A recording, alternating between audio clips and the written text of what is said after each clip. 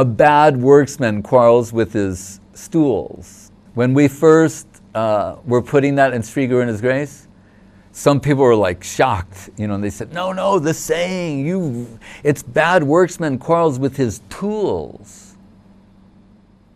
And that's true.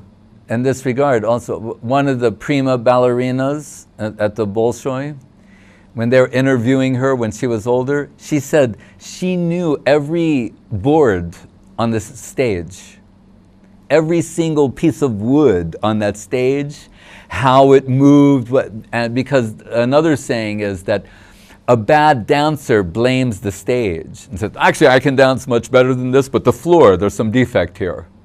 Right?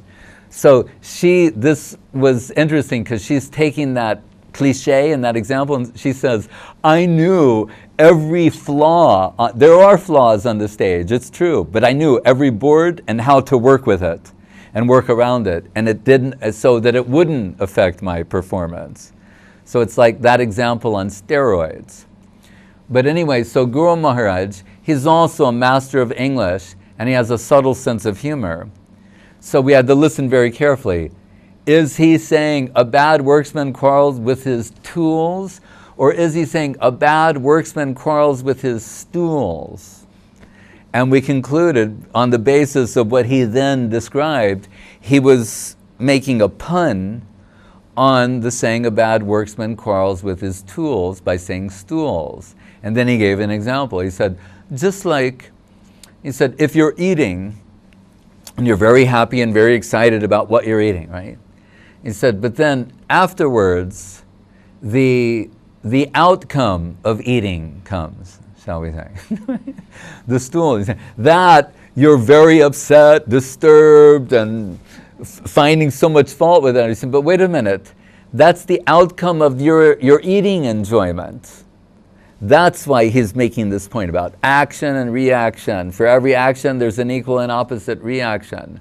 And the devotee takes the responsibility for whatever situation they find themselves in. But for the one who can do that, and do it honestly, and it forms the basis for their spiritual life and their approach to spiritual life, what are we told? And they're that wholly given over to Krishna and His divine will. Guru Maharaj would say, that devotee says, punish me more. He's not trying to escape punishment like a karmi. Karmis are saying, we've done so many wrong things, we're worshiping you now, can you help us? Please stop these heavy karmic reactions from coming. That's not a devotee, that's a karmi.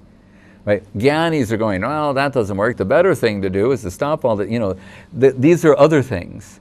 But a devotee saying, punish me more, I deserve more, tatenu kam pam susame, you're giving me a slap on the wrist or a love tap.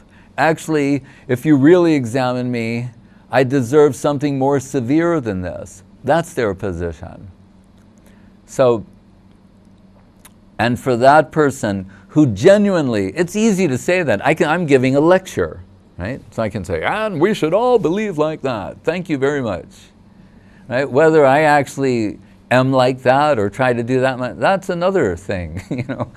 I hope to move in those lines. But we're told, if you can, and that can become real for you, then what? Karmani nirdahati kintu bhakti bhajam. When you've got real bhakti bhajam, what did Prabhupada say once? Your karma is cancelled. What did Guru Maharaj say to Gurudev? I throw your chart in the Ganga. Your karma is cancelled. I'm extending your life for seva.